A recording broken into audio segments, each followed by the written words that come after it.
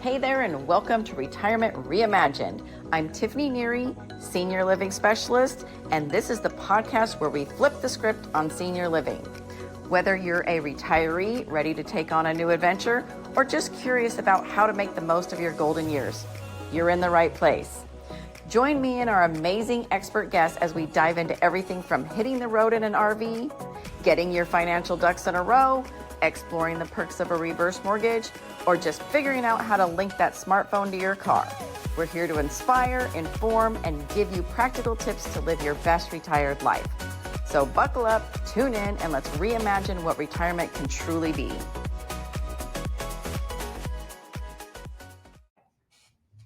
Hey everyone, welcome to Retirement Reimagined. We have a really interesting talk today because a lot of people don't know about Prop 19.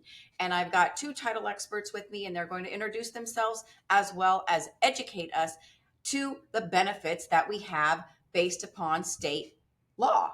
And these laws were brought into looking here November 2020. So they're fairly new as far as our benefits, because back in the day, they weren't as fun. But I'm going to let our ladies talk to us. Denise and Jocelyn, take it away. Hello, I am Jocelyn Peronobost with First American Title, and this is my partner. Good morning, Denise Rico with First American Title. And these ladies are experts, and that's why I brought them on. So they're going to just kind of get down and dirty with Prop 19, show us how to initiate it and when it comes into play. I would say the easiest way to think of it is you are keeping your tax base from your probably current property or the property you just sold to your new property. So for example, if you've been in your property for 20 or more years and now you're looking at, well, I want to downsize. I no longer need a 2-story, 5-bedroom home, but I only pay $3,000 worth of taxes, property taxes a year. Does it make sense for me to downsize, but then really upsize in my taxes? Essentially, we're just allowing you to take that tax base right along with you, so you're not being reassessed in your new home. And it can potentially save thousands of dollars annually. Easily. Depending on where you're moving, what the price point is, annually you're saving thousands of dollars. You can use it at all of California. Yeah. It used to just be from county to county, but when it was implemented in 2021, they changed the law. So it's all of California.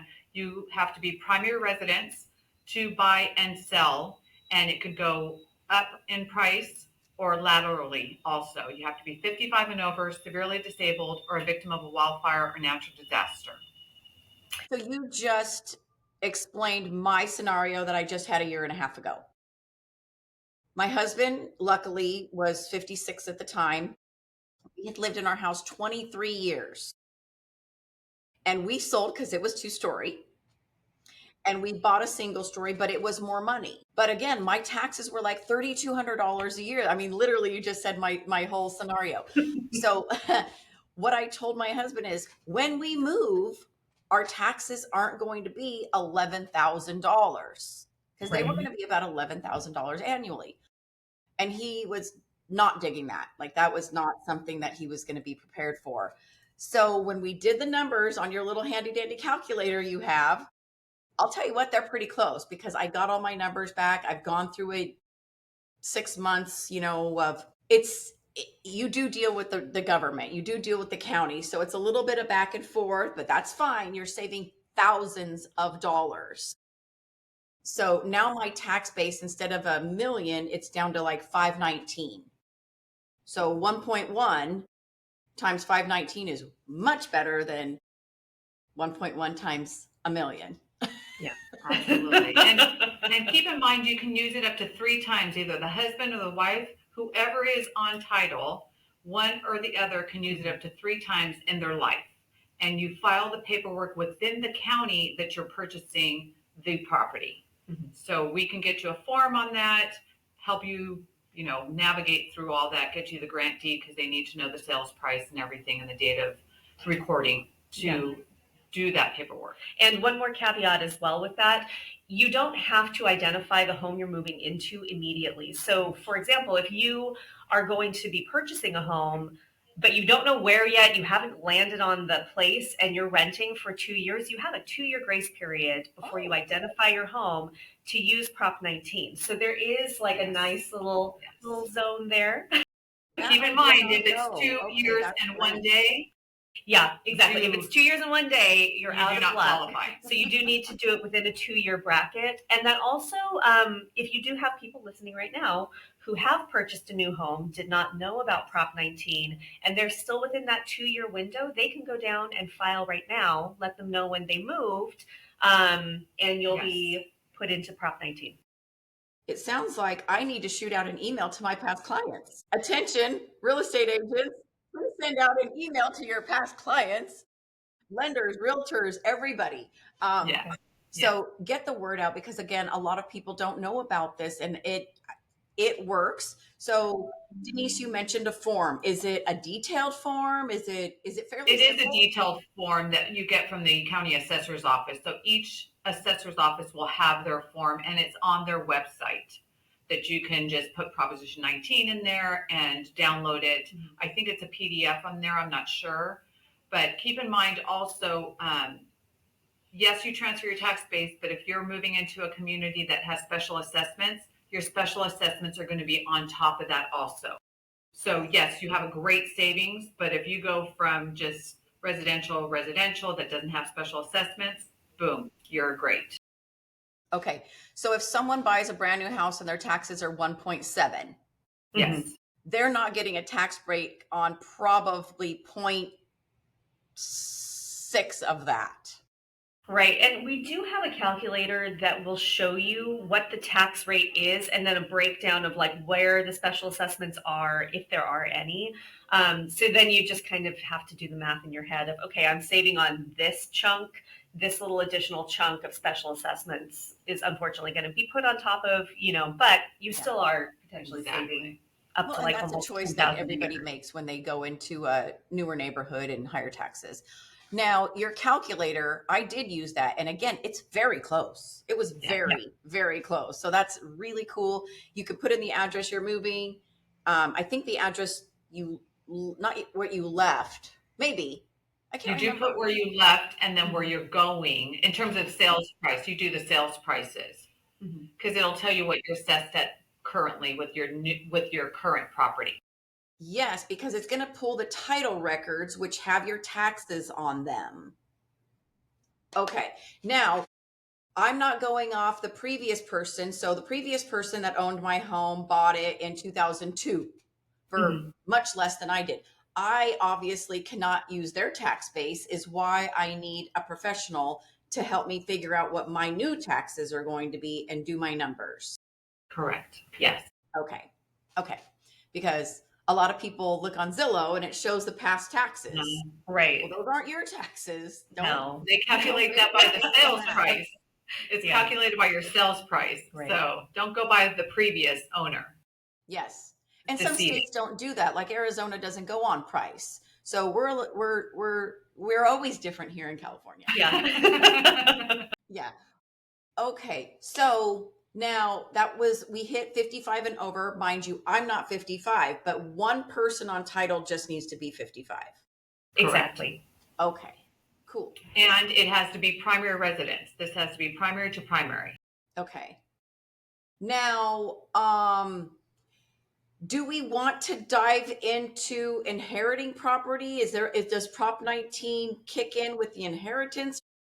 Do we want to You dive can into dive this? in. I love this kind of stuff. Let's dive.